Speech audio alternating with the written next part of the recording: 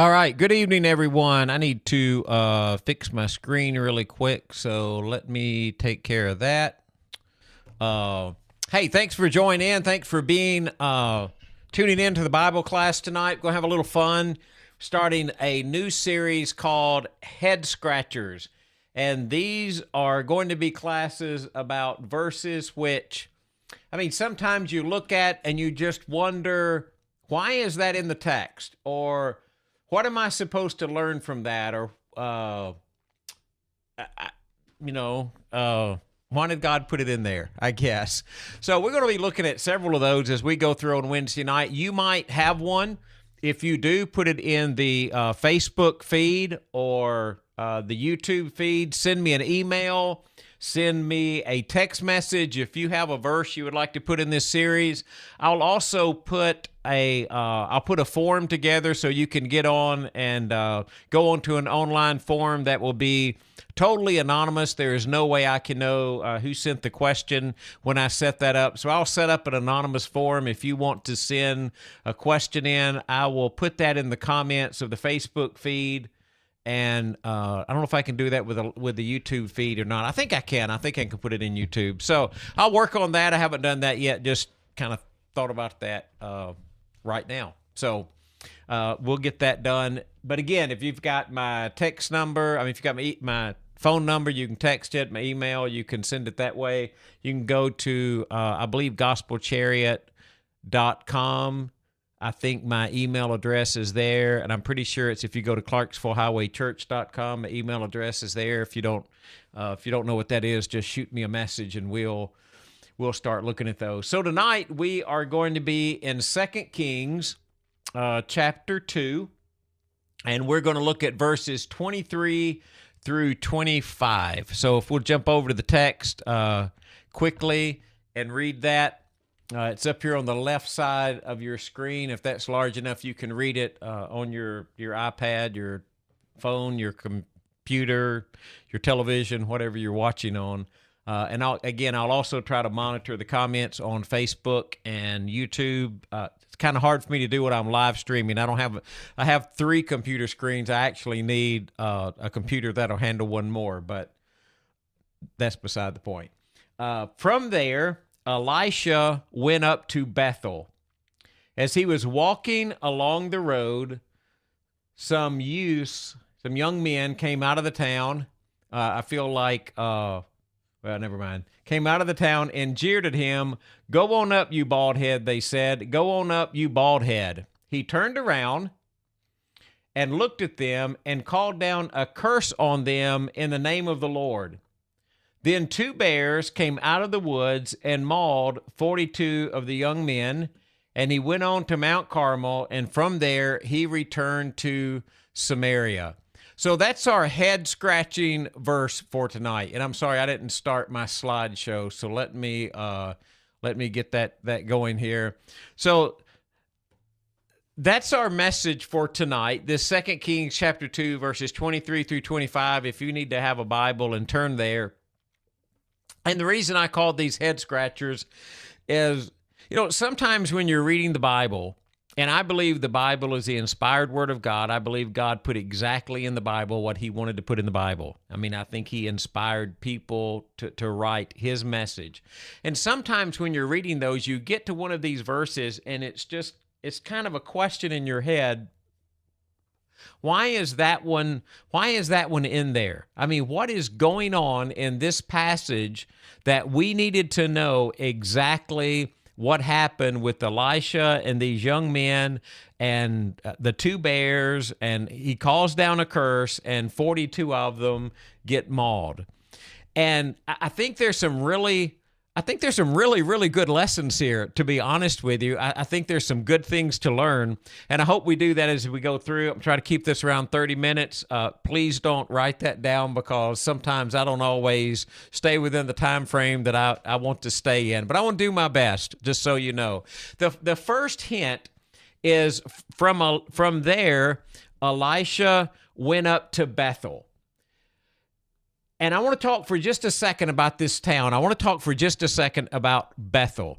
Bethel is a word in Hebrew. It means house of God. The Beth is house, and the El is a shortened form of the word God. So the name of the location means house of God. And some really cool things have happened at Bethel in the text. Abraham builds an altar there when he has this promise from God in Genesis chapter 12, verse 8. He builds an altar there. Jacob later, when he sees the stairway up to heaven, he builds an altar there, and he calls on the name of God. When you get to the book of Judges, in the book of Judges, at least at the end of the book of Judges, it says about Bethel that the Ark of the Covenant was there. I mean, it's a very, very important city. Now, the thing that also happened was after Solomon, if you remember, the kingdom of Israel is split. There's Israel in the north and Judah in the south.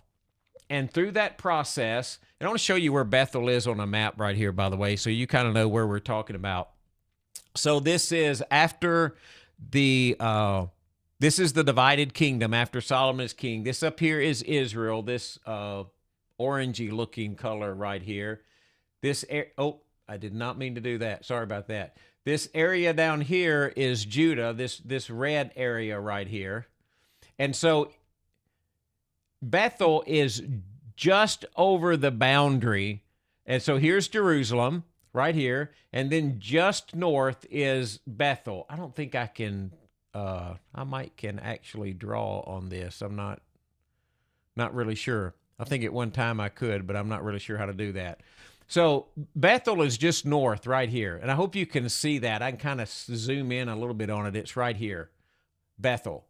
North of Jerusalem, a city about 12 miles north of Jerusalem, where Jacob dreamed of the ladder into heaven, right? Abraham builds an altar there. Jacob builds an altar there. In the days of the judges, at least part of the time, the Ark of the Covenant is there. But in 1 Kings chapter 12, the kingdom has divided, and there's Rehoboam, who's king over Judah, and Jeroboam, who is king over Israel. And it says in 2 Kings chapter 12, verse 31, Jeroboam built shrines on the high places and appointed priests from all sorts of people, even though they were not Levites. Remember, Levites are supposed to be priests. Worship is supposed to be in Jerusalem. He instituted a festival on the 15th day of the 8th month, like the festival held in Judah, and offered sacrifices on the altar. He did this in Bethel, sacrificing to the calves he had made. And at Bethel, he also installed priests at high places he had made. And on the 15th day of the eighth month, a month of his own choosing, he offered sacrifices on the altar he had built. So he instituted the festival for the Israelites and went up to the altar to make the offerings. And what happened is just before that, in 1 Kings chapter 12, Jeroboam fortified Shechem, and he went up and he built a city, and he thought, well, the kingdom, they'll likely revert to the house of David if they go offer sacrifices at the temple of the Lord in Jerusalem. So when they go to Jerusalem, they'll give their allegiance to God. When they give their allegiance to God, they'll probably give their allegiance to Rehoboam, king of Judah. They'll return to Rehoboam, and they'll come back here and kill me, and I won't be king. So he's, after seeking advice, this is what it says in 1 Kings chapter 12, verse 28. After seeking advice, the king, Jeroboam, made 2 golden calves. And he said to the people, "It is too much for you to go up to Jerusalem. Here are your gods, O Israel, who brought you up out of Egypt." He set up one in Bethel and the other in Dan, and this thing became a sin, and the people even went as far as Dan to worship the one there. From that point on, through the rest of the Old Testament, it keeps coming back, and it talks about the sin of Jeroboam. He didn't depart from the sin of Jeroboam, or he was great in the sin of Jeroboam. The sin of Jeroboam was setting up these calves in Bethel and Dan so that the people would worship there instead of going down and worshiping in Jerusalem. So when we're thinking about Bethel and we're talking about the place, and as we're looking at this story about Elisha, I think the place is important because in Bethel, you have a section of people who are not going to Jerusalem and worshiping God as he was worshiped in Jerusalem. They're worshiping golden calves that Jeroboam had set up there. Now, that doesn't mean that everything in Bethel was bad. There's also in Bethel these people who are called, depending on the translation you read, they're called the sons of the prophets or the company of the prophets, and they are people who they had something to do with prophecy. And we'll come back and touch those in just a second, okay? I want to hang on to that a little bit. But also in Bethel, you had these people, the sons of the prophets were there. So there was the worship to the idol, the people who worshiped the idol, the people who wouldn't go to Jerusalem, and also what seems to be good prophets all in that town of Bethel. But it's important that we remember the city that we're talking about. So Elisha is going up to Bethel. And he's going by Bethel, and that's when these things happen. Now, this event that we're reading about, Elisha being jeered, this text is actually the New International Version, 1984, so it's got a heading here, Elisha is jeered. All right, so as he goes up, let's talk about what just happened, just quickly so we have it in context. After Elijah defeated the prophets at Mount Carmel in 1 Kings, and he flees from Jezebel, and God comes to him, and God has him appoint Elisha as his successor. He goes and he calls Elisha. In 2 Kings chapter 1, they come, I don't know if you remember this story, and I don't really want to talk about this, but it may be important that we just have the context.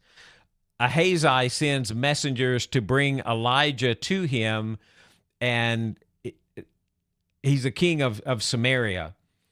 And every time the messengers come, they don't seem to have respect for Elijah or who he is. So Elijah calls down fire on them and kills them, 50 at a time. So then another captain goes up with 50, and the third company of men, the guy just falls on his knees before Elijah and says, have respect for my life and the life of these 50 men. He shows respect to Elijah, so Elijah goes with him. And right after that, Elijah is caught up into heaven. And if you remember, Elisha is with Elijah, and he asked for a blessing. He asked to get a double portion of Elijah's spirit. And Elijah says, if you see me go up, then it will be granted. So Elisha stays with Elijah. He watches the chariots come down, and Elijah is taken up to heaven. And when he's taken up to heaven, Elijah's cloak is left behind. Now, when Elijah's cloak is left behind, Elisha picks it up. And as Elisha picks it up, just before that, as Elijah is crossing the Jordan River, he touches the Jordan River with his cloak, and the Jordan River parts, and Elijah and Elisha walk through on dry ground. So when Elijah drops his cloak, Elisha picks it up. And as he picks it up, he starts to go back across the river again.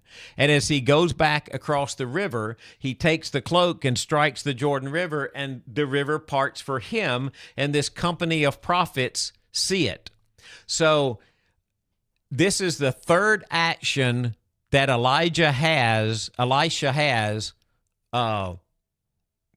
this event with these young men. So they really follow somewhat of a pattern. So the first one, when he picks up the mantle of Elijah and he strikes the water and the water parts, that is a personal confirmation to Elisha, that he has been picked as the man of God, and he is now the successor to Elijah because Elijah has been taken up to heaven. And it's really interesting when you read that passage in 2 Kings chapter 2, because as he gets to the river and he picks up the cloak and he gets ready to strike the river with the cloak, Elisha asks a question. He says, "Where now is the Lord, the God of Elijah?" So what happened to the God of Elijah? Now, when he says that, I don't think that's a doubting question. He's not saying, "How did you disappear?" Where now is the Lord, the God of Elijah? And he strikes the water, and when the water parts, then Elisha, it confirms to him that I am actually Elijah's successor. That's a personal confirmation. That, I think the way that's worded, that's Elisha asking, okay, did I get a double portion of the Spirit, and am I the prophet who is supposed to follow this great prophet Elijah? And he was. Now, when he does that, the company, the sons of the prophets, see the water part, and when he crosses over, they say the spirit of Elijah is resting on Elisha. So it's not only a confirmation for Elisha, it's also a confirmation for the sons of the prophets. And the sons of the prophets occur, they occur a couple of times in Scripture. And I think I wanted to try to show you this just quickly if I'm able. Let me see if I can do this. I did a little search for you. Now, I don't know how well you can see this, if it's big enough on your screen, and I'm sorry, on the left side over there it's Hebrew, but I wanted to search a Hebrew phrase, and I just wanted you to see where the English phrase occurred in the Hebrew phrase occurred in the English Bible. And so from 1 Kings chapter 20, you have this man, he's one of the sons of the prophets, is what it says. And from 1 Kings 20, I think it's through 10 different verses. I think there are 10 occurrences. You'd have to go back and look, or I'll let you know later. 2 Kings chapter 9 is the last one. Elisha summons this man who's from the company of the prophets. So in that time frame, you have this group who are the company of the prophets, who are named and referred to over and over and over. And the question becomes, well, who were the sons of the prophets? Well, I think they were those who were being protected or were left over from the days of Ahab and Jezebel. I don't know if you remember, if you go all the way back to Ahab and Jezebel and Elijah, Jezebel was killing off all of the prophets of God. And remember, they were being hidden, but they were being killed off. So in 1 Kings, she was trying to kill all the prophets of God, so make room for the prophets of Baal. So in that time frame, these sons of prophets show up. Maybe they're the name of the prophets who are being protected. Maybe they are people who helped support the prophets who are being protected. Maybe they were men who are being trained into being a prophet is not the right word, but they were in that prophet guild. It's a little, but they're important, and they keep showing up through all of these time periods. And so for the sons of the prophets, this miracle shows that Elisha truly is the successor to Elijah. Now, the next thing that happens, this is the second miracle, the second thing that happens is Elisha cures the water that's in Jericho. So he goes to Jericho, and while he's there, the men of the city, they say to Elisha, "Look, Lord, our town is well situated. You can see that, but the water's bad. And so the land's unproductive." So they Elisha said, "Bring me a bowl." They brought him a bowl. He put salt in it. He went out to the spring. He threw the salt into the spring, and he says, "The Lord said, I healed the water."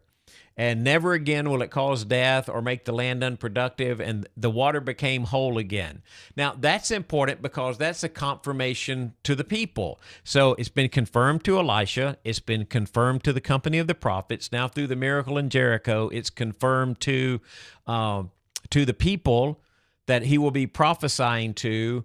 And I think probably in this passage in 2 Kings chapter 2, verse 23, what we're finding is that this same message is being conferred to, it's a confirmation for the opponents. You're not going to be able to mock Elisha. You're not going to be able to call him out. You're not going to be able to make fun of him. He is the very man who was sent as the prophet of God, and he's to be respected, and his office is to be respected. So then we get into this question. So he goes up and he's walking along, and some young men come out, and the question becomes, well, what's the meaning of young men? It's interesting that the King James Version has little children, and these are a word that means a young man or a child, and a word that means little. So what is a little man? Are these, are these little bitty children who don't really know what's going on or don't know any different, or are they young men? Well, it's interesting to me in 1 Kings chapter 3, verse 7, Solomon calls himself this same thing, a little child. He says, let me throw that verse up so you can see it. Now, O Lord my God, you have made your servant king in the place of my father David, but I am only a little child. And it's kind of interesting that he uses that terminology, little child, because at that time, Solomon is probably around 20 years old. Joseph, he's 17 years old, and the word that's used there is Na'ar. So, and Joseph at 17 years old, he's called a Na'ar, like a young man. Jeremiah, when he is called into service at the beginning of him being a prophet, he calls himself a Na'ar at the time of his calling. So it's a word that's used of people of differing ages, probably from children through young men. And it's also interesting, if you look at the text, and I can't show you this on the screen, but youth here is Na'ar, and down here, 42, youth here is a different word, which is Yeled, which usually means a younger child. So how are we supposed to understand that? And I think this is what the writer is trying to do. Joseph is a Na'ar when he's 17 years old. Jeremiah calls himself a Na'ar. Solomon calls himself a Na'ar, a little Na'ar, and he's about 20 years old. Then there's this word for Yeled that means younger children. And I think what you have here is, I think in true Hebrew usage, I think you have an overlapping of descriptions and kind of a layering of descriptions. So the Na'ar kind of emphasizes your role and your responsibility, and Yeled maybe your age and your biological youth. And so I think by combining those two terms together, the real message he's trying to get is they're young in age, but they're old enough to be held accountable as morally responsible. I mean, it's not like they were, sometimes in the King James you read that and say, well, they were little children, they didn't know what they were saying. No, I think he overlaps those terms for us to understand. They did know what they were saying. And not only did they, now I think also by overlapping those two terms, remember there's 42 that are attacked. I don't know if there was just 42 in the group or there's just 42 that gets attacked, but by combining those two terms, he can show there are all types of ages. They're not all of the same age, but there's just a range of ages who are doing that, probably maybe from preteen all the way up to maybe 25 years old. At least, we know it's used from 17 to 20 in that age. So it's I guess probably what I'm trying to say is it's probably younger men, but men who knew exactly what they were saying, and probably younger men who had been shaped by some of the teaching of that town, maybe even younger men who had been shaped by the idol worship that was going on in Bethel. And so they say to him, "Go up, you bald head, go up." And so you're looking at that, you're thinking, well, what does that mean? I mean, that doesn't really sound like a slander. Well, it means, one, go your way. And maybe it just means just keep going, don't stop. I don't know if they know about the ascension of Elijah yet. Maybe it means, why don't you just go up like Elijah? Why don't you just go on up to heaven and we'll be done with you? However you interpret it with either one of those, I think the core meaning is the same. Get out of here. I mean, we don't want you. We don't want anything to do with you. And so they're trying to get him to go. So they call him bald head. And you're thinking, okay, what does that mean? So they call him bald. I mean, that doesn't sound like a terrible thing to say. Well, that word for bald in that particular way is only used one other time. It's in Leviticus chapter 13, verse 30. And it says, it's talking about different skin diseases.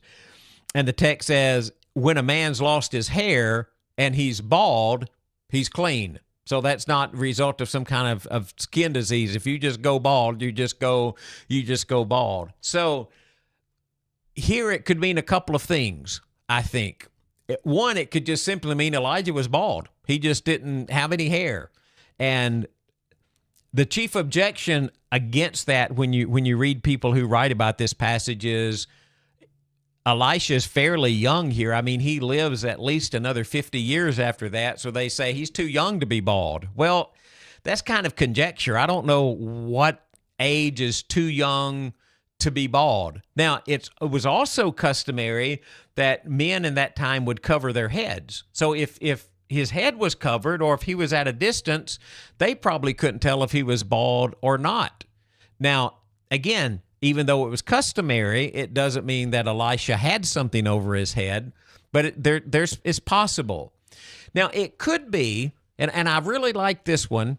You don't have to. It's okay. I think maybe it's a backhanded comment that Elisha is not Elijah. In 2 Kings, I think it's chapter 1, verse 8.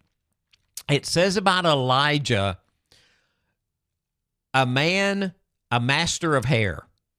Now, even that phrase is a little questionable, right? What does it mean to be a master of hair? Does that mean he combed his hair just right, had it looking good? It could possibly mean, if he's a master of hair, it might just mean that he was a hairy man. Maybe he had long, bushy hair. Maybe he had a long beard. Maybe you look at him and he was just a hairy man. Maybe that's what Elijah, when it says he was a master of hair. Well, maybe they're kind of backhanded to Elisha here, was like, you're not hairy like Elijah. You're not him. So you're not Elijah. Whatever you're pretending to be, you're not Elijah. It could be that he was the master of hair for Elijah, was that he was wearing a cloak that's made of hair. And some translations translate it that way. And it could be possible that that's what is meant. When John the Baptist shows up on the scene, and he is the voice of Elijah calling in the wilderness, how is he dressed? Well, he's got a garment made of camel hair. And it could be that one of the common things was that a prophet would wear a hairy garment, and so maybe that's that backhanded comment that you're not wearing a hairy garment, or even though you have it, you're still not Elijah. I don't know which one that is. Maybe he's just bald, and maybe it's just I think with the reaction that happened, I think it does have something to do with some kind of mockery, that it's an attack on the role, the ministry, the authority, and the character of Elisha's calling. I think that comment, go up, you bald head, I think in some way it was some type of statement that Elisha understood, that when they made that statement, that they were implying that he didn't have the same role, the same responsibility. That's funny. Diane, maybe Elijah was a barber. Maybe he was, maybe he was a master of hair and a great barber like that. Maybe that's what it means. It's a little ambiguous, honestly, and I don't want to put a lot of words in the text that you're just trying to struggle with. But I think it is an insult to his calling. In some way, that's how it was supposed to be interpreted. And it's interesting when that happens that Elisha calls down a curse. You go back to the text, but when he calls down the curse, he calls down the curse in the name of the Lord. If God had not sent the bears, nothing would have happened. He calls the curse down in the name of the Lord. The bears come out of the woods and maul the boys. But God, I think it's very clear in the text, God is the one who sent the bears. And it's not as if, sometimes we might read this, and I think this is the wrong conclusion. We read it, and we say, man, somebody insulted Elisha, so he just snapped and called down a bunch of bears on him, and you just don't want to say anything bad about him. That's not it.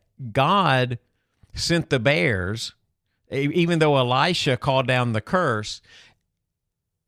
And what God is emphasizing here is Elisha is God's messenger, and he is not a man to be trifled with. It's like there is this worthless spirit that prevailed in Bethel, and it manifested itself in the ridicule of these young men.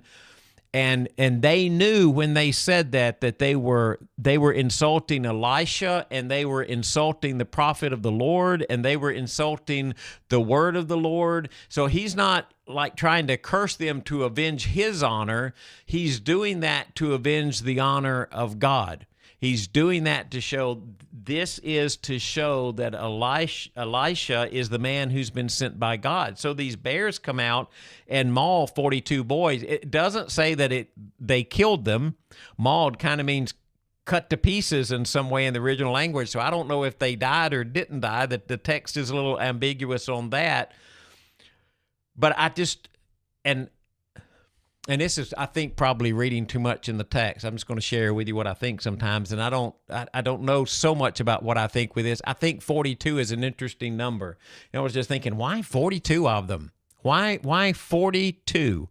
And I'm not sure this is right, so don't quote this. Don't say Greg's off his rocker or he's lost his marbles or, man, he really came out with an interesting perspective, because I'm not sure it's an interesting perspective yet. But it's interesting to me that about the only other time, not very many times, that you get 42 is you get, the 42 months, the 3.5 years, the 1,260 days, the times and half a time of Daniel and Revelation, which is a period of time where people are opposing God. And I read that and I think, wow, is there some symbolic nature in the 42 that the number itself that just shows, by comparison to the rest of Scripture in the New Testament and even in Daniel, that, hey, these were young men just by their number, that it shows they were people who were opposing God. They were setting themselves up against God and making fun of God and making fun of God's prophet and making fun of God's message. So God, in a very clear way, says, Elisha is my prophet. He is the one that received the spirit that was on Elijah, and you should listen to his message, and he is not someone to take lightly. So I think based on that and looking at that story, I got a couple of lessons that I want to share with you.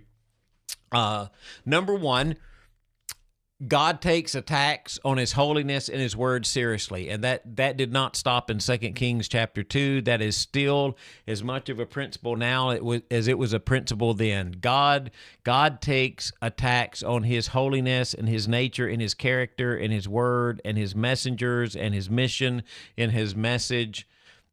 He takes those seriously. Second lesson, God provides divine warning to the spiritually hardened. There were a lot of spiritually hardened people in Bethel because of the sins of Jeroboam. That is not just in this one instance, but all through 2 Kings, through the prophets, it keeps referring back to the sin of Jeroboam. Those who have hardened their heart against God and turned away from God and are worshiping idols and false gods. And God gives those people messages as divine warnings. And we need to remember that. The third one is rejecting a prophet's message is a deadly spiritual decision. You know, when you reject the prophecy of God, you're rejecting, that's just deadly. You know, and so when you reject the Bible, when you reject the text, when you reject the message of God, that needs to be taken very seriously as well. And the next one ties into that, which is just recognize the holy. I mean, recognize the things in life that are holy. Don't don't mock those or deride those or make fun of those. Recognize the holiness of who God is and the holiness of what God has done to the world. So I think this story that is in 2 Kings about Elisha and these 42 young men who the bears come out of the woods, female bears, by the way, come out of the woods and maul because they were mocking Elisha. It's not just a story. It's not just God showing us that there was a time that somebody made fun of Elisha, and look what Elisha did. It is God impressing upon us and impressing upon every generation to take the things of God very seriously. Do not make fun of those or mock those, or do not make them insignificant. Remember that they are holy things. So hope that helped you as we went through that. Next week, we're going to do another one. And we're going to jump around a little bit with these, but next week we're in Acts chapter 19, verses 13 through 16. If you don't remember that story, it's a humorous story. This one's a humorous one. There are some people who are trying to cast out a demon, and the demon knows Paul and the demon knows Jesus, but a demon doesn't know the people who are trying to cast him out, and he jumps on them and beats them, and they run away bleeding and without clothes. So I want to look at that one next week. Also, a really good lesson in that, I think. So Acts 19, 13 through 16 next week. Sunday morning, the sermon is starting a new series. It is God's redemptive plan, new heaven and new earth. I am going to be on Sunday morning comparing, very broadly, by the way, the prophets of the Old Testament and how Jesus' message and the message of the prophet lined up. So for Isaiah, we're going to be talking about bringing something new heaven and new earth, and God's promise to bring something new and what that was, and how the message of Isaiah and the message of Jesus are the same message. So really looking forward to that. Sunday morning for Bible class, I am starting a new study. It's called Fueled by Fire. And we would be doing a study on the Holy Spirit. If you're in that class, you're somewhat, I hate to say this, you're somewhat of a guinea pig. Just quickly, if some of you don't know, I've written a book. It's called Fired Up in Florida. I'm writing a series of 7 books. So this one's on Amazon now. It went live this week. Don't buy it right now because it's going to go on sale. And if you don't want to buy it, let me know. I'll give you a copy. But it's going on sale in a couple of days. I don't know when. I'll let you know when that happens. But that's the first of a series of 7 books. The second book in the series is Fueled by Fire, the Holy Spirit. It's about the fuel that runs our Christian life. So if you're in that Sunday morning class, you're going to be getting the information that's going to be in the second book. So you'll end up with the second book as we go through that. But we're going to be doing a Fueled by Fire study in there. So really looking forward to that. I think it's going to be really good. And I mean, I'm just really looking forward to being able to do that study with you. So tune in Sunday morning. Bible class is at 9 o'clock. Worship is at 10 o'clock. We'll be live streaming both of those. Live streaming again next Wednesday night when we talk about the Acts 19 passage.